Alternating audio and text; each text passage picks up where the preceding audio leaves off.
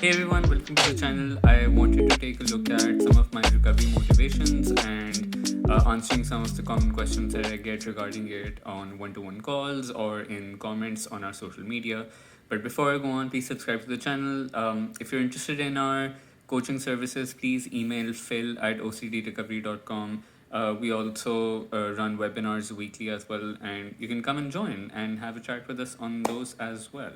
So, if we're talking about the moment I knew that I wanted to recover, because that's a common question I'm asked, right? People say that, hey, so what's the moment that you knew that you really wanted to recover and put in the work?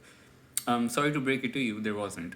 There really wasn't, because it was not like one day I woke up and I thought, okay, like I really want to like put my all in this, because it was a series of ups and downs, demotivations, hurdles, motivations, epiphanies, hopelessness. Like it was all like balled up into like the same journey, and then there were some days that were good, some days that weren't so good, and some days where I saw the light at the end of the tunnel, some days that I didn't. So it was like a patchwork of all those things together, right? And because it's very simplistic to say that there was one singular moment where I thought, okay, now I really want to recover. It was, like I said, very there were small realizations along the way that piled up towards resulting in the cumulative effect in the end of me recovering, essentially, right? So, and it was very situation to situation, day to day as well. And I'll give you an example of how, right? So let's say there's a family event that's coming up where there was something that I knew there would be a lot of triggers over there, right? I knew that there would be a lot of different things that where my anxiety would kick in, that I would want to avoid, I would want to do compulsions and this and that, right? Instead of thinking, okay, what's the moment that I knew like I want to recover? Like for me, the only aim in that moment was what's coming up right next. What's my very next small challenge, right? So my very next small challenge would be, let's say, the family event that's coming up. So I would then look at, okay, how can I how can I really try my best to not look for reassurance around that, for example? How can I try my best to not indulge in a list of endless compulsions with that? How can I try my best to not avoid triggering uh, people or situations or objects and things like that, right? I would look at that and I would try to do my best over there. Obviously, failed a lot of times. Did ask for reassurance. Did confess. Did do a lot of avoidance compulsions. Did do a lot of washing compulsions after those after such triggers, right? So I took it like one trigger at a time, and I thought, okay, how do I handle this best, right? How do I try to implement the strategies and the tools that I've learned? How do I try to implement the knowledge that I've learned about OCD in this specific situation, right? Again, then as far as life structure goes, right, it would be a case of, okay, tomorrow I know that there is a lot to do. How do I navigate that, not from a perspective of minimizing anxiety and discomfort? How do I plan that day based on what needs to be done, for example, right? So then I would plan my day according to that, even if it felt really uncomfortable, right? So for me, it was literally day to day, situation to situation, when I thought, okay, I really want to push myself to do this differently, because I've been through this situation like a million times before, and I've done it like in one specific fixed way, and clearly that's not helping me. So let me try to do this one situation differently. So it would be one small change on a daily basis that eventually would be like, okay, I think I'm moving in some kind of direction. Because if you're looking for one single like epiphany dropping at you from the sky, then you're also looking for this very quick fix kind of recovery trajectory. You're looking for this one thing that's going to flip your perspective immediately and just push you in the right direction. Again, there is no singular thing like that. Question often comes up for me in the context of exposures, for example. that when was that moment that you knew that you wanted to or you could do exposures? Again, there was no one singular moment where I knew that I could do exposures and things like that. It was, like I said, it was a very day to day and situational thing. And also, it wasn't like, oh, now I have decided and now I'm going to do all my exposures. It wasn't even that. At times, there would be one exposure that would seem so daunting and seem so intimidating, right? That I would take a lot of days just like even thinking about that one singular thing. I wouldn't be even thinking about like tens of other exposures, right? So, and tackling that and trying to be like, let me divide my recovery journey into small nibbles and small bites and try to see where that takes me. Because I started off the recovery journey, I think, thinking of feeling so overwhelmed that, oh my god, there's so much to do. I have to change my life structure. I have to cut out compulsions. I have to cut out avoidance. I have to stop seeking reassurance. I have to read the books. I have to change my beliefs. Like, what do I even do first? So it felt like immediately I would feel demotivated thinking that there's this like entire big mountain to climb. But what I realized like many months into it, like it didn't come easy to me. It was a hard pill to swallow, which was okay, I have to take small steps at like small steps along the way. I can't do this one big gigantic leap and just conquer the mountain in 4 days. I need to take it like literally one obstacle at a time, right? Um, and if you're and again you're also looking for when you're looking for this one big push to take you along the recovery journey, you're also looking for a very perfectionistic mindset where it's like, okay, this one day I'm going to feel like the max level of motivation. I'm going to feel the max level of drive and passion. I'm going to feel the max level of bravery, and I'm going to be able to do it all, right? That's also something that you have to become a little flexible about as well, because there will be tons of moments where there won't be any motivation, there won't be any bravery, there won't be any courage, but that doesn't mean that you still can't physically do that thing, right?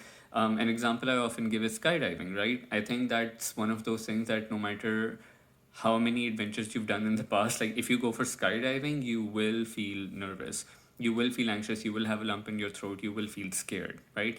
And you're not doing skydiving thinking, oh, I'm only going to do it when I'm fully motivated and feeling fully brave and ready and have no fear or anxiety at all.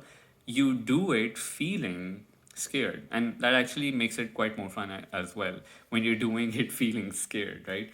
I haven't done it yet, but I mean, I really want to do it. It's on my bucket list of things to do. I know I will be terrified like to the absolute hell, but I still want to like jump from an airplane. I know sounds like a scary thing to say that way, but yeah, I think when you take it situation by situation is when you start to learn to let go of control. Because again, control is a big thing with a lot of OCD sufferers, where they're trying to control a situation, their feelings, or their environment in a certain way, right?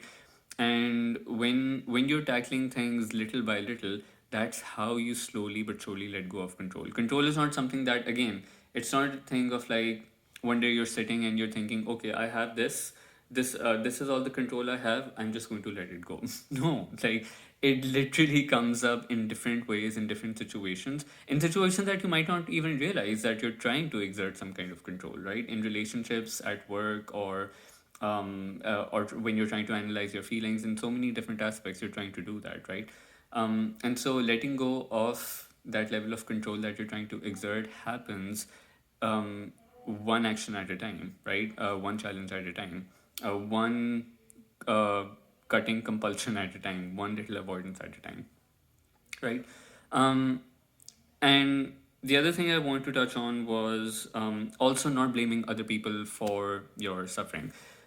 The reason that that's a big part of this is because, at least for me in my journey, I think I was attributing tons of my suffering to my external environment, whether it was to other people or to other situations that I was encountering on a regular basis, right?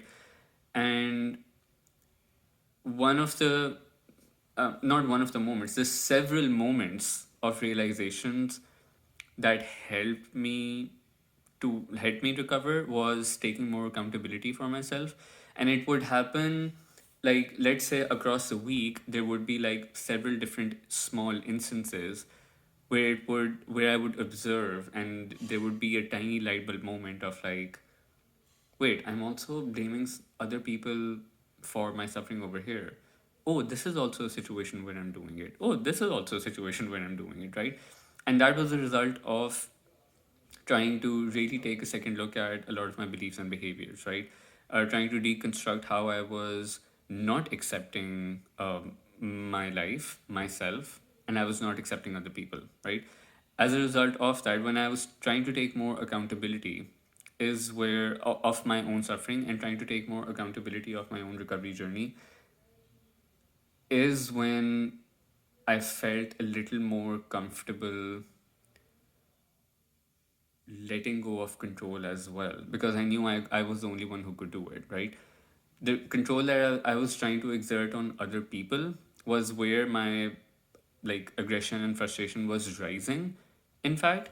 But when I realized that I was the one doing it to myself, and when I started to let that go, when I stopped trying to blame other things and other people for it, is when I started to feel a bit more um, at ease and at peace as well, because I realized that I didn't need that level of um, control over anything really, right? And that I could take that chance and take that risk of whatever it was I was afraid of in that moment. So yeah, again, I think when you're really trying to like capture that one single epiphany, and when people ask me about that as well, what people are essentially trying to do is that they're trying to take that statement and just like input it in their brains, right? Insert it in their brains and be like, okay, now I have fully embodied it, right?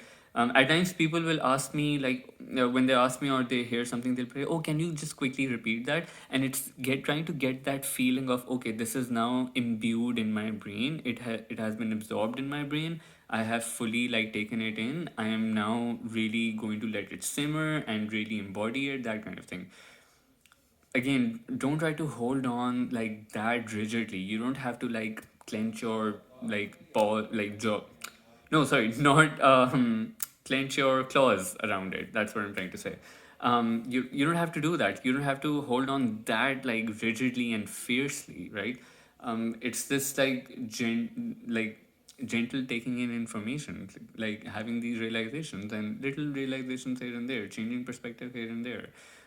Because if you're looking for that quick, immediate fix that's just going to alter your mindset, you're going to feel like really excited, motivated, and passionate about doing everything.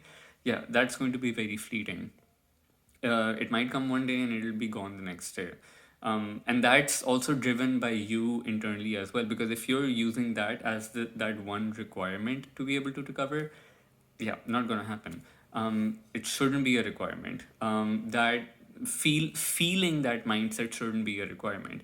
For example, if you need to do an exposure, you do it even because you just know you have to, even if you're not feeling that mindset. You have to read the book. Read the book without trying to be like, okay, I need the exact mindset and feeling of it right there that I have to. No, you can read it even.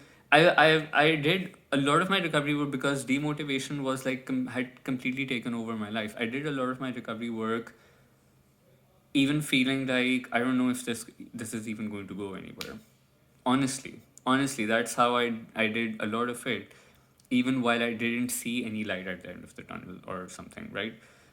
It was just I was trying to do it out of more like habit formation as well, to try to be like, okay, I'm just going to do it anyway and see where that takes me. I'm just going to put in the effort and try not to attach any expectations. If it works, it works.